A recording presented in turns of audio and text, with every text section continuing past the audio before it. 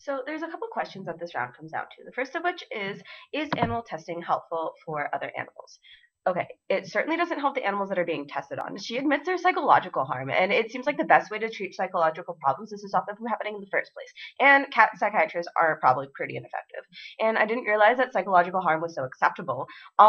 It certainly wouldn't be acceptable for humans, but the fact that she thinks that it is okay for animals shows society's tendency to devalue animals and justify ontological harm in order to dominate them. And she says animal testing isn't physically harmful to the animal. Are you kidding? That's the what I mentioned before was just like the least severe of animal testing. The majority is highly invasive. Many have their spine severed with no pain medicine, their heads cut into, etc. But because the law doesn't recognize some animals, like rats and birds, as worthy of having rights, it's not regulated.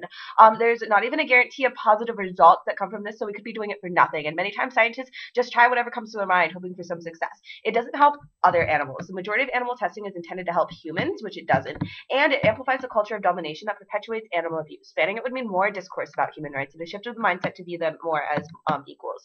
So, is it helpful to people? She thinks that testing on them is okay because it's gotten us far.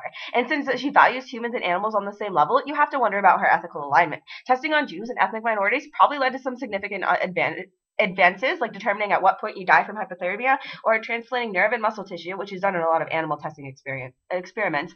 And since she values animals and people the same, she's probably ethically aligned with these as well because they have so many great advances that come from them. Promoting this mindset means minority groups are likely to be exterminated because the perception of the culture is other. And even if animal testing was the only way to lead to these advancements, you have to weigh them against the principle you're promoting. Whether it's okay to genocide a group of living creatures for your own benefit, the advances of cosmetics suddenly seem a lot more trivial. Considering that there's alternatives to get the same benefits, you should probably not align yourself with the principle of genocide. A much more helpful option is for people to have the to voluntarily sign up for these experiments and be paid. If you cringe at the idea of humans voluntarily undergoing this kind of treatment, you probably shouldn't be forcing animals to. And since studies are often paid, this person would benefit. Like right now, I'm in a flu vaccine study, and they give me the vaccine to see what antibodies I form. This means development of drugs don't have to be halted, and animal testing can be banned.